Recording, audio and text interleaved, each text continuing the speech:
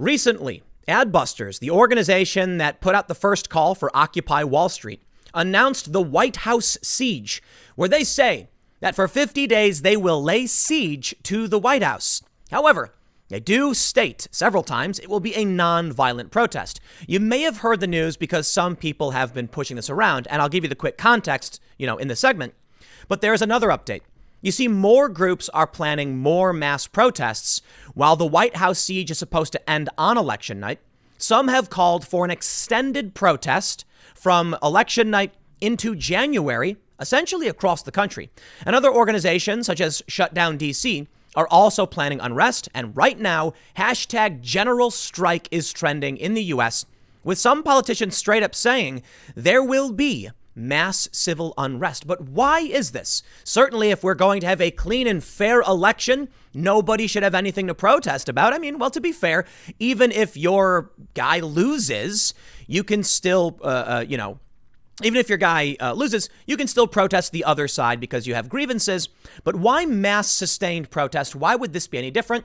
And the reason many are calling for sustained protests has a lot to do with mail-in voting and an unhinged conspiracy theory from the left that Donald Trump and the Republicans are purposefully kneecapping the post office because they're trying to cheat.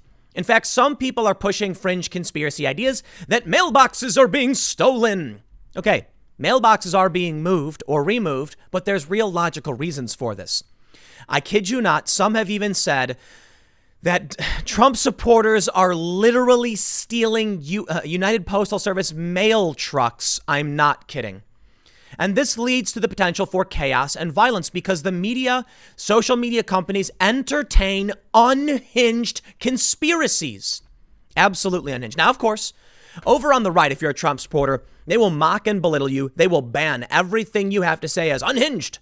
But their insane conspiracy meme posts and nonsense goes unchecked, driving people to the point where they plan mass civil unrest around a fake idea. The post office is doing bad because of COVID. But the post office has been doing bad for quite some time because it doesn't actually, what some have said it's a blockbuster company in a Netflix world. Most mail, apparently, or a good portion of it, is just junk mail now. Nobody uses it. We don't need to send letters. We use the internet. Our communication is digital now.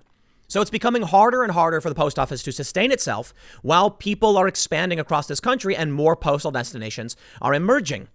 Because of routine postal work changes, there is now a fringe theory that it is Trump's doing and he's doing it on purpose. And now they're all screaming, aha, he's doing it on purpose to harm mail-in voting because he's going to steal the election. So the result is prepare for mass civil unrest.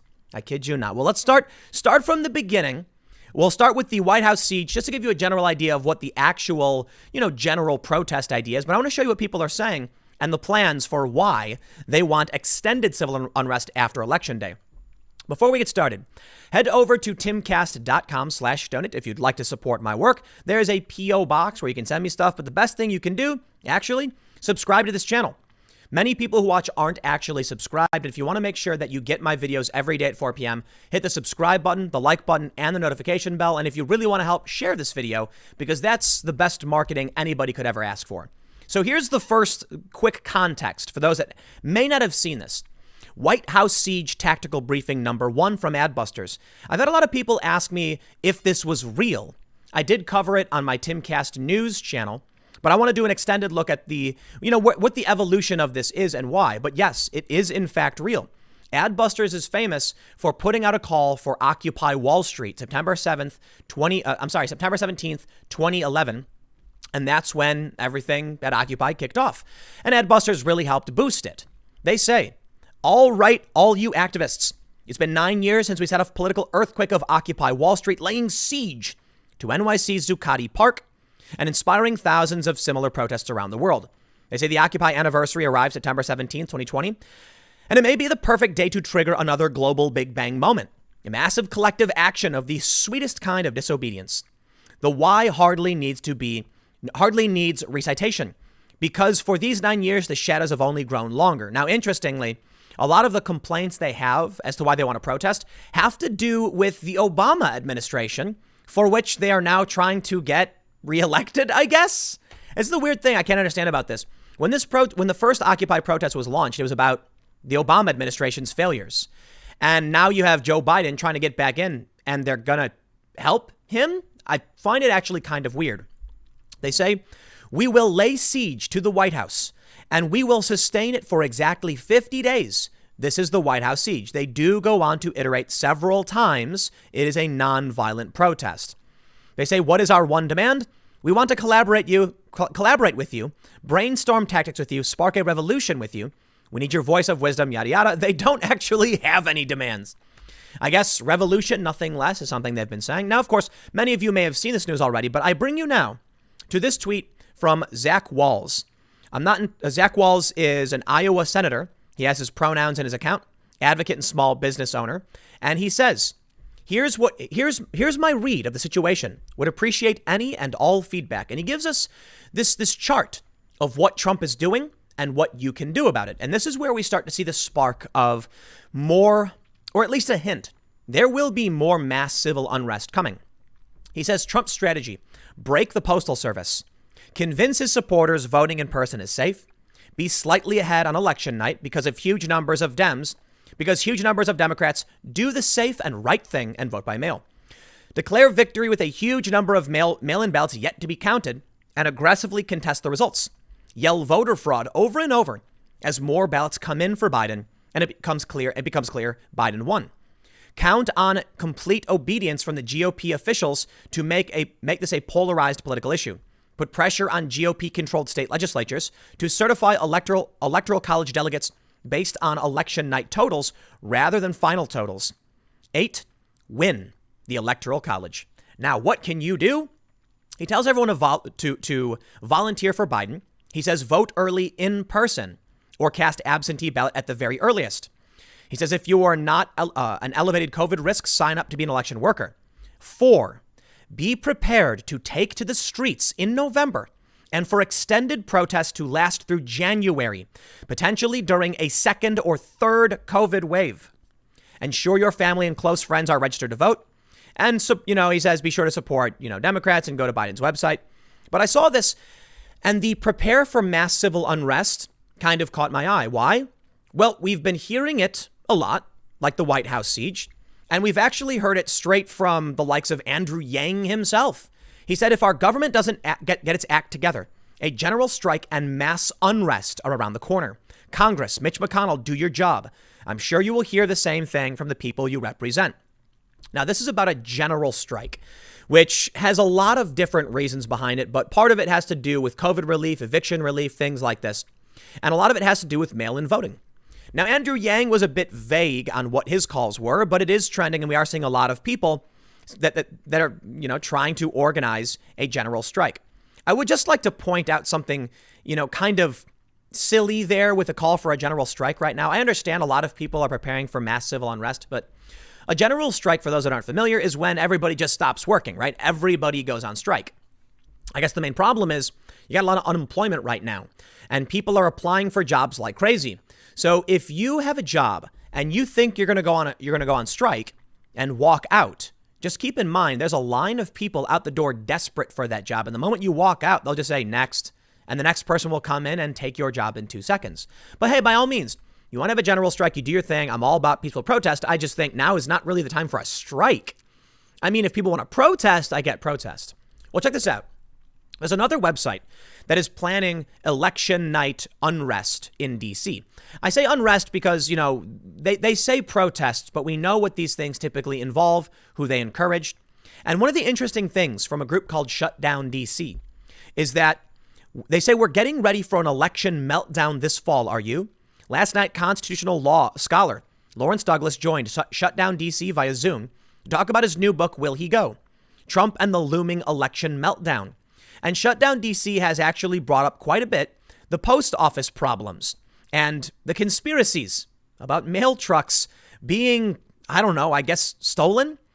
Deliver democracy, protect the U.S. Postal Service. This is a big reason for why people are preparing some kind of unrest. Now, it's not just the only conspiracy. There are many. Here's one that's really fun. Trump may use DHS stormtroopers to stop people from voting. Okay. Why is this entertained? Why are unhinged conspiracies allowed to flourish on the left about Trump's doing things he's never done? Here's what they did.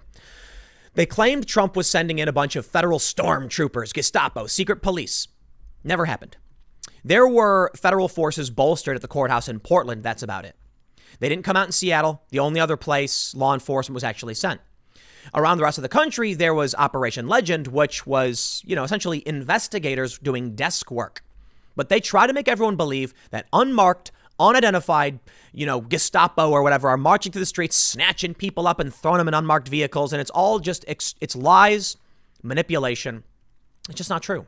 In Portland, there were 2 instances where federal officers who had badge numbers and had police written on their chests and on their arms detained 2 people for questioning. That was about it. And because of that, a federal judge ruled there was no widespread abuse.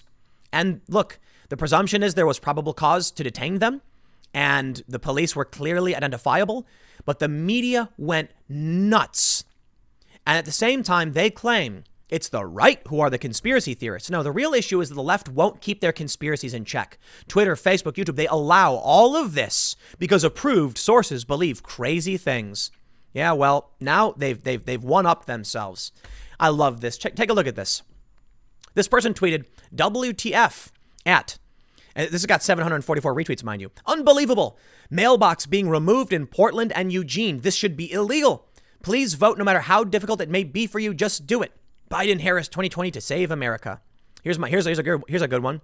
Jamie Lee Curtis floats conspiracy theory that Trump supporters are stealing mail trucks to win the election. Yes, I kid you not. She said, I swear in broad daylight, the driver of the red truck had a red cap on with white letters. Conspiracy? Outright attempt at stealing the election by denying access of the USPS? Let's not let it happen. It's crazy. Look at this one. This one's got 1,200 retweets. Has anyone else seen or confirmed USPS removing mailboxes in Portland this week? This pic from an observer in Northeast Portland via FB. When I first saw these photos, I just busted out laughing. It literally is a photo of a truck picking up mailboxes and taking them away. And they're acting like it's a grand conspiracy to steal the election. Do you know that we're in a pandemic? I don't know if we're still in a pandemic because I don't know when they decide it's not a pandemic anymore. But look, there's a COVID, crisis. Mail is down. Okay. Now, I want to make sure it's clear. U.S. Postal Service confirms it has removed mailboxes in Portland and Eugene. The agency says mailboxes will only be removed from clusters where multiple boxes are stationed together. But what none of these people do is explain to you why they're being removed. It's to help the post. It is to help the post office. It is to help them. It is to bolster mail-in voting. These people have lost it. Removing the mailboxes, I know, bear with me, helps ensure that your vote will be counted and it will all go swimmingly. They don't report that, though. They just report that they're taking the mailboxes. Yes, on the surface, it might seem like my mailbox is gone. How will I cast my ballot? Let me give you the reality. Although I'm sorry, I gotta say it. It's unchecked, poor fake news that is driving calls for unrest and civil disturbance and what's going to lead to rioting. This idea that Trump is sending in stormtroopers, that Trump is stealing mailboxes, that Trump supporters are stealing mail trucks. Let me break it down for you very simply. Partly because of COVID, revenues for the post office are going down. Because people aren't actually sending mail right now, you have a bunch of empty mailboxes. And so post office workers driving around their little trucks have to drive to a substantial amount of mailboxes that are empty. Get it? People don't send mail. People haven't been sending mail in a long time. Junk mail is going down. So why would you have a postal worker drive to, say, 30 locations to pick up one letter here or there when clusters can be centered around single mailboxes? Now, it is unfortunate. It's true. And I think this is a real consideration that people might not know where the mailboxes are now. That is an issue. But to assume that because of that, it's a grand conspiracy to snatch up mailboxes while ignoring the fact the post office is being hurt by COVID, to me, it's nuts. Here's what I think the real issue is. They waste a ton of gas and carbon emissions. They're making carbon, but they waste a ton of gas and energy driving around to mailboxes to pick up very little or no mail. Imagine if the post office worker could save hours and centralize all of the mail by having fewer mailboxes when there's fewer people using them. They don't talk about that, though.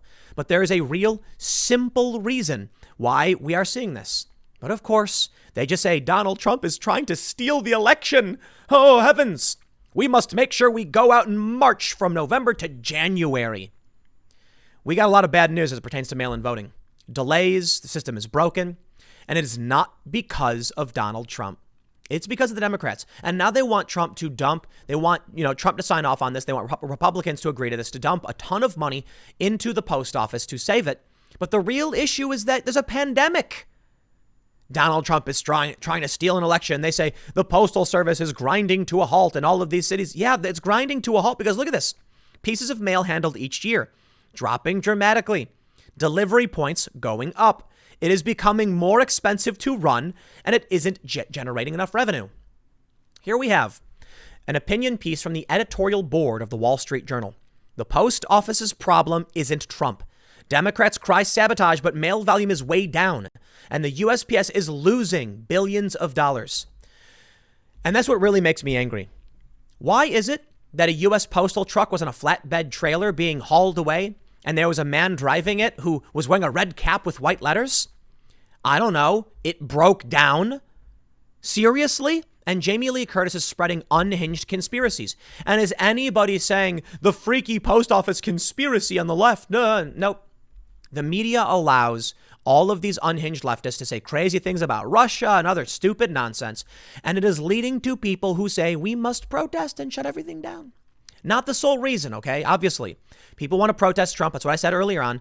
Just because their candidate loses, doesn't mean or I think it's silly to frame it that way. The point is they're going to go out and protest. They don't like Trump. They're going to protest. And they're going to try and make up reasons for it. This is one of the big reasons, claiming that Trump is stealing the election. The post office's problem. They say 2 months into his new job, Postmaster General Louis DeJoy is being keel-hauled by Democrats for alleged sabotage of the U.S. Postal Service. Nearly 200 House Democrats signed a letter this week accusing him of acting to accelerate the crisis at the USPS. Apparently, they missed the post office's new release last Friday when it reported losing another $2.2 billion last quarter. Congress has only itself to blame for the mess. That red ink is no fluke of circumstance. The post office is meant to be self-sufficient, but it hasn't broken even for years. Total losses since 2007 run to $78 billion, according to a May report by the Government Accountability Office, which said the USPS's current business model is not financially sustainable.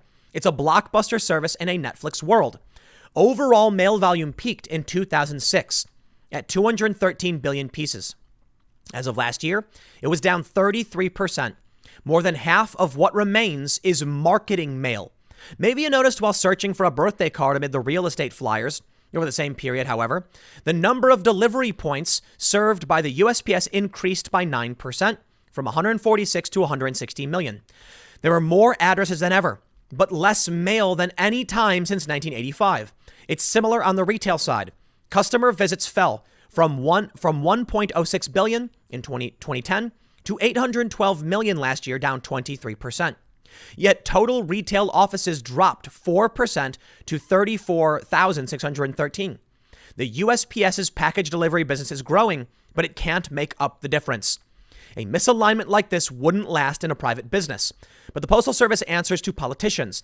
The USPS is a monopoly on letter service, plus exclusive access to your mailbox. That comes with a universal service obligation, a promise to carry a letter anywhere for the flat price of a 55-cent stamp.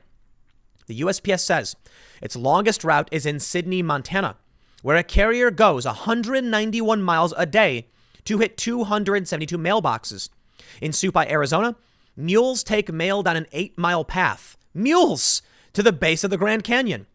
If you want to watch a congressman flip out, suggest closing a rural post office in his district. The USPS's workforce more than 600,000 people is organized by 7 different unions, which make their influence felt. The sorry result is that Congress has continued to mandate 6-day service, quashing a USPS attempt in 2013 to save $2 billion a year by stopping Saturday delivery for regular mail, but not packages. As if they weren't enough, the USPS's price increase on letters and junk mail are generally capped at the rate of inflation. The Postal Service has billions in assets for retiree healthcare, but it's barred from investing them except in U.S. treasuries. Progressives and unions complain that the USPS was ordered to set aside money to pre-fund benefits, a stipulation not applied to other entities, but that hasn't prevented a retirement crisis, and the post office has missed billions of these payments. Not only that, but check this out. Pennsylvania asks court to extend mail-in voting deadlines. I think we're going to see mass civil unrest. We're entering, 76 or whatever days in Portland. It's uncontrollable. The state police in Oregon say they are unable to police anymore because the DA won't prosecute. The only option for protecting the courthouse now is Donald Trump sending in the feds. Maybe that's the trap. Maybe the goal of all of this is to invoke mass civil unrest, and they're doing it in multiple ways. They won't prosecute the looters and the rioters. That way they're ready and able, no matter what happens. They force Trump to send in his federal officers. They then can claim Trump is using DHS stormtroopers to stop people from voting. They have a guaranteed riot. They blame Trump stormtroopers, and then they blame all of the problems of the post office on Trump so they can claim conspiracy. Thus, when they show up in the streets, they will say, Donald Trump stole the election, and now he won't leave. There it is. Francis Fox Piven and Deepak Bhargava write for The Intercept. What if Trump won't leave? Trump is prepared to do whatever it takes to keep power. Can he be stopped? And of course, they reference voting absentee and mail-in ballots, and this is their big play. Mail-in voting will be the catalyst to claim Donald Trump cheated. Well, look, man, mail-in voting is all broken and busted up. And it seems like perhaps it was all on purpose. Trump is determined to rig this election, defraud voters, and thwart the will of the people. Maybe, maybe it's a little bit much for me to connect all of the unrest calls with just mail-in voting, but that's the big push right now. People are calling for a general strike. They're calling for a White House siege. They're calling to shut down D.C. They're calling for extended protests from November through January. They want deadlines extended. Marco Rubio wrote that we should extend the deadline for, counting the ballots and all that stuff. And all of this seems to line up with accusing Trump of stealing the election. That way there will be civil unrest. The current civil unrest pushes the narrative that Trump's stormtroopers are marching around when they're not. They're not. And if Trump sends them out in Portland, he can then he can push back and he can say straight up, I had no choice because the Democrats failed. But maybe it won't matter. While it could be good for Trump to say the Democrats failed and I have to send out the troops in Portland, they don't care. They don't care if people think they were right or wrong. They just want to make sure they have the narrative about Trump stormtroopers intimidating peaceful protesters. They want you to believe this narrative that Donald Trump is a dictator. He's abusing federal authority.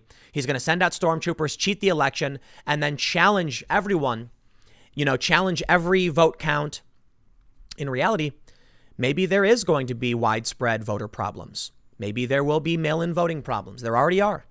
Maybe there really are going to be rioters going out and rioting, and they're calling for it. And they're using this partially as a pretext. And then they're going to use all of this chaos to claim that they didn't really lose. Trump didn't really win. Trump is just a despot dictator who is silencing the electorate and using his stormtroopers to stop the vote. I don't know what's going to happen. Everything's a bit crazy, to say the least. But I think it's probable, I believe, that because people like you watch videos like this, maybe it's just not working. And I said this the other day. I said this earlier. We might actually see a Reagan-style Trump landslide. All of this is just too much, isn't it? Isn't it crazy? Oh, a White House siege for 50 days. Don't you think people are going to be freaked out by that? And then they'll rally in the streets and they'll demand Donald Trump win. I think the Democrats' best opportunity for winning was a stoic, rational, moderate approach. Instead, what did we get? Unhinged, insanity and rioting. Why would people support that? Will that play? No, I think what's happening is they've panicked and now they're running in circles, desperately trying to figure out what to do, but they have no plan. And the panicking is only making things worse. You know, they've burst into flames, and instead of hitting the ground and rolling to put the fire out, they're frantically just patting themselves and running in circles. And while there may be some, this could be a pretext for this mass protest that's supposed to happen, mass unrest, I think a lot of people are just going to be like, if you got to vote for Trump. You know what I mean? You hear stories like this, you watch videos like this, you share videos like this, and people are going to start to realize you're not getting law and order with the far left and with the Democrats. And they're planning more, and they're pushing these insane theories about post boxes being stolen to deprive people of their right to vote. It's actually making it easier. No way your polling places, I know that's a detriment, it is. But it's going to make sure that the post office can continue functioning and can actually reach those mailboxes and get your vote in on time. But of course, everything's a conspiracy with these people, and the media won't call them out, and neither will social media. But hey, I'll leave it there. Next segment's coming up at 6 p.m. over at youtube.com/TimCastNews. Thanks for hanging out, and I will see you all next time.